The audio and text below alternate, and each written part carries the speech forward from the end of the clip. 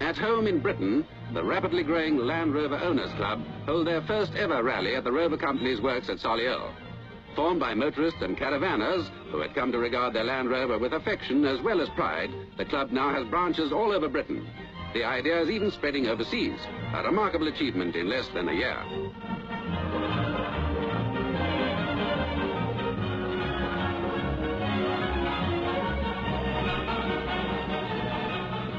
Manoeuvring with a trailer is one of the tests for the Intersector Cup. Many of the members are caravan owners who have already found what a perfect vehicle the Land Rover is for such work. So the trailer manoeuvring is made into a really stiff test.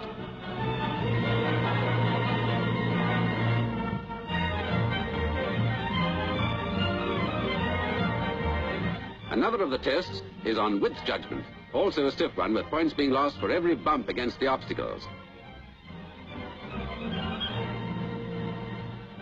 A third test involves stopping on a slope, using gears only, and competition is really keen among the 4 areas who have entered for the Cup: the Northern, Southern, Midlands and Scottish areas.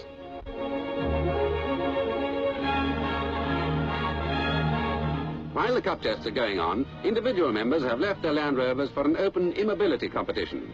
Something has been done in each case to render the Land Rover immobile, and the winner is the first to get his vehicle going and reach the opposite curve. The winner is Mr. J. Windley of the Northern area, with Mr. T. Barney of the Midlands area second.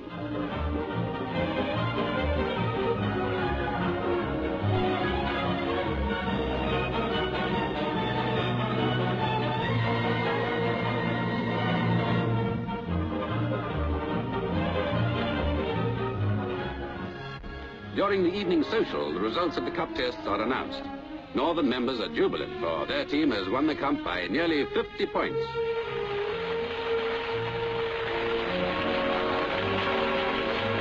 Miss Christine Seeley, a Pioneer Club member, hands out prizes and kisses to the winners, and the Land Rover Owners Club can claim a great success for their first annual rally. Next year, they hope it will be international. Also at the Solihull Works, Rover Motor Company plays host to a distinguished group of Turkish visitors, including leading journalists and a member of the Turkish Parliament. Later, the delegation was to be received by the Lord Mayor of Birmingham, but first they wanted to see the assembly lines in the Rover factory, for Turkey is already an established Land Rover market.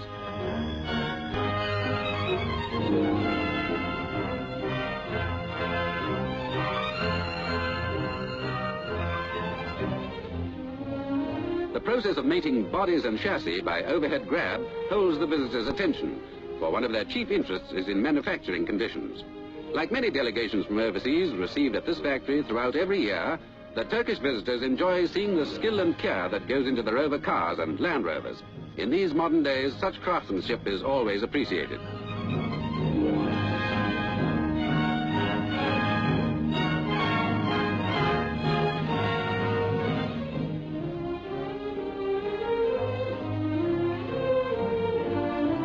A highlight of the visit is provided by Jet 1, the world's first gas turbine car.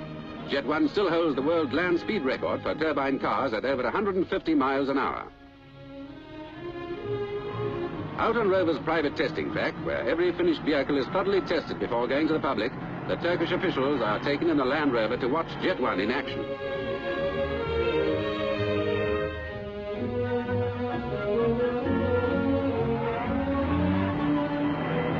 A display that must impress any visitor. Equally impressive, as it drives up to Ferryfield Airport on its way to France, is the new Land Rover station wagon. On the versatile 107-inch wheelbase, the newcomer to the Land Rover range seats 10, or sleeps 2, safari-wise.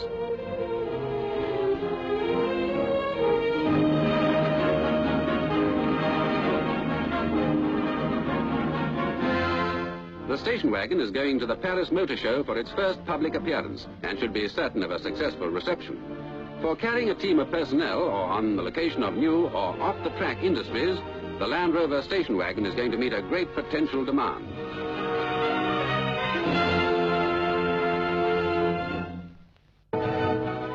"73 Land Rovers come home, only definitely not to roost. They belong to members of the Land Rovers Owners Club, and they've gathered on the Rover Company's 300-acre proving ground at Solihull, near the factory where all of them were made. The occasion, the club's first point-to-point, and that's a new word in the vocabulary of motorsport. Not surprising, for the Land Rover is a new kind of vehicle, which can do things no other vehicle can do, so it needs its own kind of sporting event. 3 army teams compete alongside the private owners, for the Land Rover's as useful a friend to the soldier as it is to the farmer, the fireman, the explorer, or the builder. In addition to the point-to-point itself, there's a team event for which the vehicles compete in pairs. It includes a towing test with tow ropes of limited strength deliberately chosen so that they will snap if you jerk them. And towing without breaking them calls for real driving skill.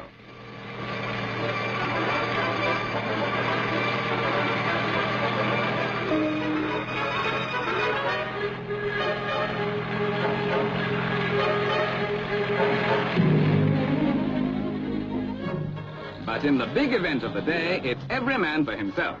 Here's the garaging test. Standard time is 20 seconds for 100 points. More time, fewer points, and vice versa. Quite apart from the little matter of steering your vehicle in the right place, of course. Highest single score on this test is 125 by Mr. R. McElhinney. We won't embarrass the lowest scorer by naming him because he makes up for it elsewhere.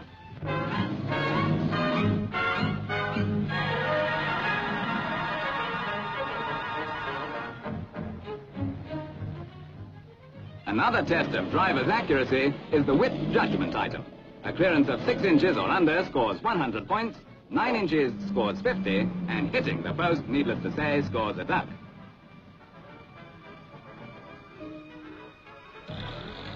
Up to the line for the start of the follow-my-leader test, over a course which is difficult for drivers unused to rough stuff, but by no means dangerous to man or machine.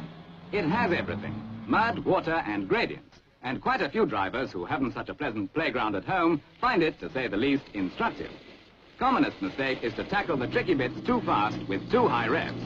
A Land Rover, like any other mount, mechanical or horseflesh, gives of its best when each obstacle is approached intelligently and not in a mad rush.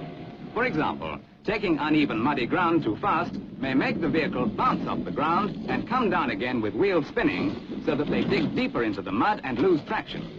Thoughtful use of the 4-wheel drive, the low transfer box, and the appropriate gears will get you there faster than bullet-a-gate methods.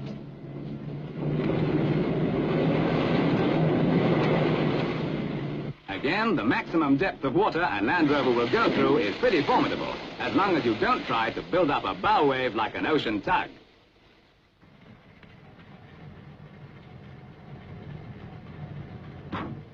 Incorrect handling of even the finest machine can defeat all the skill of its designers and craftsmen. But everyone can learn, and the club's point-to-point proves an education to many a keen owner. None of them are too proud to admit they now know how to get even more out of their sturdy machines.